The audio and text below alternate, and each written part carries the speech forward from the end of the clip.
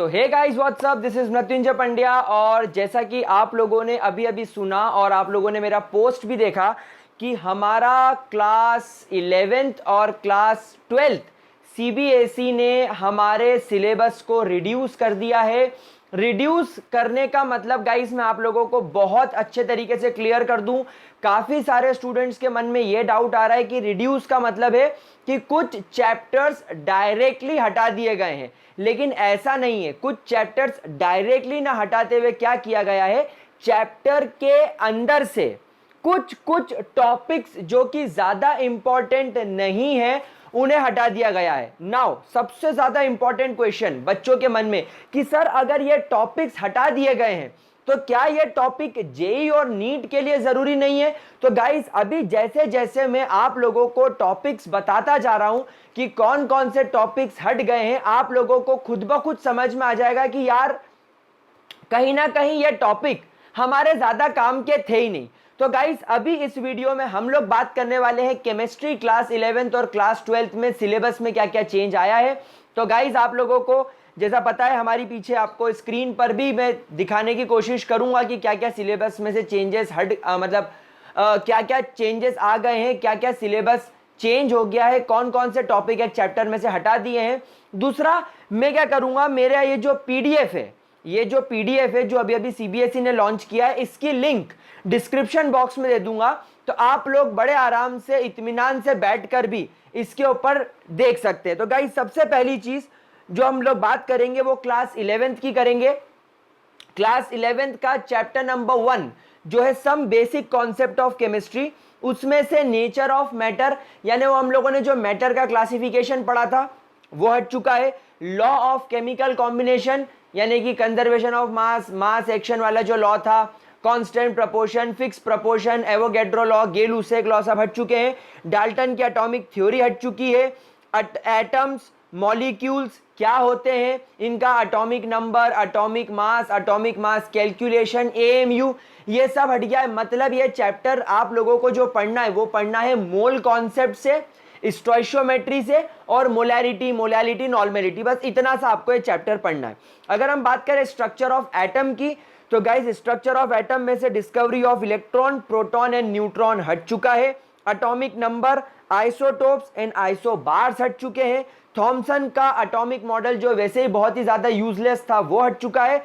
और रदरफोर्ड का मॉडल और रदरफोर्ड के मॉडल के लिमिटेशन हट चुके हैं। मतलब अब आप लोगों को सीधा यह चैप्टर नील बोर के कॉन्सेप्ट से पढ़ना होगा।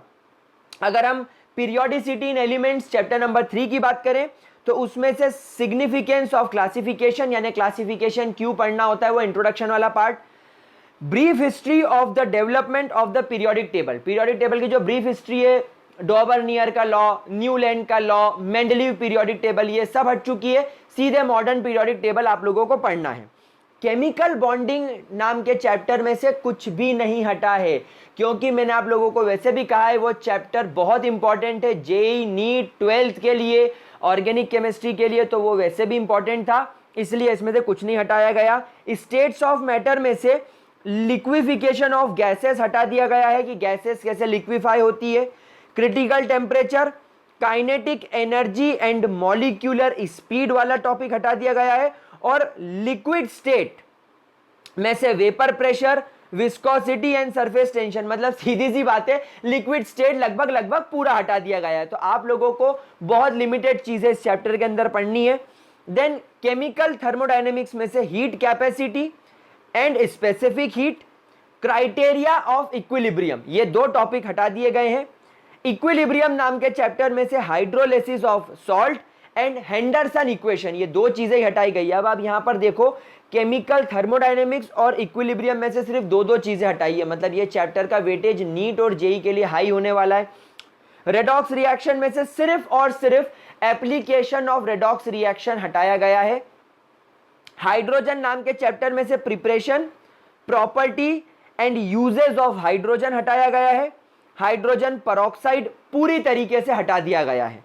एस ब्लॉक एलिमेंट में से preparation and properties of some important compound, यानी कि जो एस ब्लॉक एलिमेंट के लास्ट में जो आपको सॉल्ट्स दिखेंगे जैसे sodium carbonate, sodium chloride, sodium hydroxide, sodium hydrogen carbonate, biological importance of sodium and potassium, calcium oxide, calcium carbonate, उनके industrial biological uses and biological importance of magnesium and calcium, ये वाले part हटा दिए गए हैं क्योंकि ये सिर्फ सॉल्ट के बेसिस और उनके प्रिपरेशन के थे, देवर यूजलेस, हटा दिए गए हैं। पी ब्लॉक एलिमेंट में से एग्जैक्टली जैसे एस ब्लॉक एलिमेंट्स में से ये इंपॉर्टेंट कंपाउंड्स हटाए हैं, पी ब्लॉक एलिमेंट में से भी सब इंपॉर्टेंट कंपाउंड्स हटा दिए हैं जैसे borax, boric acid, boron hydroxide, boron hydride sorry, aluminium, reaction with acid and alkalis और यूजेस। कार्बन में से जितने भी कार्बन के ऑक्साइड्स है सब हटा दिए हैं, सिलिकॉन हटा दिया है, सिलिकॉन टेट्राक्लोराइड हटा दिया है, सिलिकेट्स हटा दिए हैं, जियोलाइट्स हटा दिए हैं और उनके यूजेस हटा दिए हैं।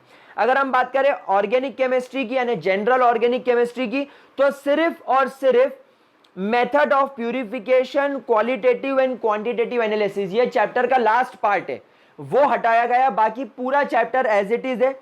हाइड्रोकार्बन में से मात्र free radical mechanism of halogenation, combustion and pyrolysis, सिर्फ ये 3 चीजें हटाइए, मतलब ये चैप्टर भी बहुत इंपॉर्टेंट है। और इन्वायरमेंटल केमिस्ट्री पूरा हटा दिया गया है, मतलब क्लास 11 के बच्चों को पढ़ने सिर्फ और सिर्फ 13 chapter. Is that clear to you guys? पक्की बात? श्योर? चलिए, तो क्लास 11 का केमिस्ट्री कंप्लीट करने के बाद मैं क्लास 12 के बच्चों से बात करना शुरू करता हूं। क्लास 12 में गाइस सॉलिड स्टेट्स नाम का चैप्टर, जैसा आप लोगों को डाउट था कि सर सॉलिड स्टेट्स क्लास 12 में है या नहीं, तो बच्चों, मेरे प्यारे बच्चों, क्लास 12 में सॉलिड स्टेट्स ऐड कर दिया गया है, इसीलिए मैंने क्लास 12 में पढ़ाया था। लेकिन कुछ चीजें जो हटा दी गई है वो है इलेक्ट्रिकल एंड मैग्नेटिकल प्रॉपर्टीज पूरी तरीके से। याद कीजिए, इलेक्ट्रिकल प्रॉपर्टीज में आप लोगों ने सेमीकंडक्टर्स पढ़े थे एनपी टाइप के, आपने बैंड थ्योरी पढ़ी थी, इलेक्ट्रॉन जंप करके आता है। फिर मैग्नेटिक प्रॉपर्टी में आप लोगों ने पढ़ा था एंटी फेरोमैग्नेटिक, डायमैग्नेटिक, पैरामैग्नेटिक, यानी इलेक्ट्रिकल एंड मैग्नेटिकल प्रॉपर्टी पूरी हटा दी है, बाकी पूरा चैप्टर पढ़ना है। सॉल्यूशन में से मात्र लास्ट में से एबनॉर्मल मॉलिक्यूलर मास मतलब वेंट ऑफ फैक्टर हटा दिया है, मतलब तुम्हारे लिए सॉल्यूशन चैप्टर हो गया है हलवा, क्योंकि इसके अंदर अब डायरेक्ट कोलिगेटिव प्रॉपर्टी पर न्यूमेरिकल आएगा और कुछ भी नहीं आएगा बोर्ड एग्जाम में। अगर हम बात करें इलेक्ट्रोकेमिस्ट्री की, तो लेड एक्यूमुलेटर यानी कि आपका जो प्राइमरी एंड सेकेंडरी सेल्स हैं वो हट चुके हैं, और आपका गैल्वेनिक सेल ये हट चुका है, मतलब चैप्टर पूरा आएगा लेकिन वो जो लास्ट में आप प्राइमरी और सेकेंडरी सेल्स पढ़ते हो वो पूरा हट चुका है, और कोरोजन भी हट चुका है। यानी कि आप लोगों को जो चैप्टर है वो I think Faraday first and second law तक जो हम लोगों ने पढ़ा था बस वही पढ़ना है, किसी भी तरीके के सेल को और कोरोजन को यहां पर बिल्कुल भी नहीं पढ़ना है। केमिकल काइनेटिक्स की बात करें तो आपका अरेनियस इक्वेशन हट चुकी है, यानी अरेनियस इक्वेशन, अरेनियस टॉपिक के बाद का जितना भी है सब हटा दिया गया है। यानी कि आप लोगों को इसके अंदर सिर्फ फर्स्ट ऑर्डर और जीरो ऑर्डर रिएक्शन और उनकी हाफ लाइफ तक पढ़ना है। जैसे आप अरेनियस कॉन्सेप्ट पर आओगे वो हटा दिया। वाह यार कितना इजी है। ठीक है, सरफेस केमिस्ट्री में इमल्शंस और इमल्शंस के टाइप हट चुके हैं। कैटालिसिस में से homogeneous and heterogeneous catalysis, activity and selectivity हट चुकी है, और एंजाइम कैटालिसिस पूरा हट चुका है। और चैप्टर नंबर 6 जो अभी हम लोग पढ़ रहे हैं, that is general principle and process of isolation of elements, ये इंटायर चैप्टर इन लोगों ने हटा दिया है, पूरी तरीके से हटा दिया है। अगर बात करें पी ब्लॉक एलिमेंट्स की, तो गाइस पी ब्लॉक एलिमेंट्स में से preparation and property of phosphine, sulphuric acid, industrial process of manufacturing of oxides of nitrogen, phosphorus पूरा entire phosphorus, then preparation and properties of halides and oxo acids, ये सारी चीजें हटा दी है। जब हम लोग ये चैप्टर पढ़ेंगे तब मैं और आपको इसके बारे में बता दूंगा कि कौन सी चीजें हटा दी। अगर हम D and F block elements की बात करें तो केमिकल रिएक्टिविटी ऑफ लेंथेनाइड्स हटा दिया गया है, एक्टेनॉइड्स भी हटा दिया गया है, electronic configuration, oxidation state, comparison with lanthanoid, preparation and property of KMNO4, and K2Cr2O7 पूरा हटा दिया, बहुत छोटा चैप्टर रह गया ये। कोऑर्डिनेशन कंपाउंड में से स्ट्रक्चर एंड स्टीरियो आइसोमर्स खत्म हो चुके हैं। इंपॉर्टेंस ऑफ कोऑर्डिनेशन कंपाउंड यानी कि उसकी क्या क्वालिटेटिव एनालिसिस है, उसका एक्सट्रैक्शन ऑफ मेटल कैसे किया जाता है और बायोलॉजिकल सिस्टम में इनकी क्या इंपॉर्टेंस है, सब हटा दिया गया है। Hello alkane and hello arenes में से बिल्कुल आखिरी में जो टेट्राक्लोरोमीथेन, डीडीटी, क्लोरोफॉर्म, डाइक्लोरोमीथेन, आयोडोफॉर्म, फ्रेऑन्स, ये हटा दिया गया है। अल्कोहल फेनॉल ईथर में से uses with special reference to methanol and ethanol, यानी चैप्टर खत्म होने पर मिथेनॉल और इथेनॉल की कुछ इंपॉर्टेंट प्रॉपर्टीज दे रखी है, बस वो हटा दी गई है। अल्डिहाइड, कीटोन्स, कार्बोक्सिलिक एसिड, पूरा चैप्टर रखा गया है, पूरा चैप्टर इंपॉर्टेंट है। देन अमाइंस की बात करें तो डाइजोनियम सॉल्ट और उसके बाद की पूरी चीज हटा दी गई, यानी सिर्फ अमाइंस पढ़ना है।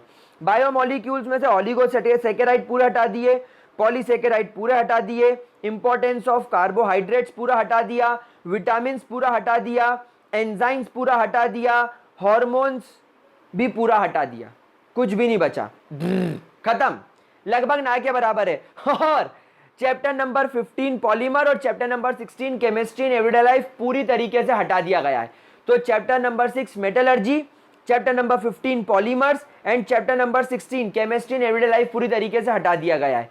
तो गाइस, अब जो बच्चे बोर्ड के लिए प्रिपेयर कर रहे हैं, आप लोगों को इतने चैप्टर्स पढ़ने, लेकिन जो बच्चे जेई और नीट के लिए प्रिपेयर कर रहे हैं, मैं पूरा पढ़ाऊंगा, मैं इसमें से कुछ भी नहीं छोड़ूंगा, मैं उन चीजों पर ज्यादा फोकस करूंगा जो बोर्ड एग्जाम में आएगी, लेकिन आपके जेई और नीट का सिलेबस नहीं है ये सिलेबस जेई और नीट के लिए नहीं है प्यारे बच्चों। तो इस बात का ध्यान रखिएगा कि आप लोगों को पढ़ना पूरा है जेई और नीट के लिए, ये सिर्फ बोर्ड एग्जाम्स के लिए और स्कूल एग्जाम के लिए रिलैक्सेशन है।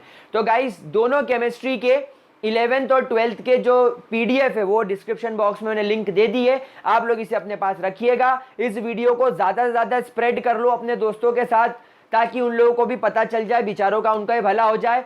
और गाइस, अगर हम लोग ग्रेविटी सर्कल पर पढ़ रहे हैं तो गाइस पढ़ना नहीं छोड़ना है, खुद के साथ धोखा नहीं करना है। जेई और नीट हमारा एम है और हमें उसके अंदर अच्छे से अच्छा सिक्योर करना है रैंक, तो हमें पूरा पढ़ना होगा, भले ही सिलेबस अभी कम हो गया हो। आपकी एग्जाम 2021 और 2022 में आने वाली है, तब कोरोना रहेगा नहीं रहेगा वी डोंट नो, तो हमें प्रिपरेशन पूरी रखनी है, ठीक है।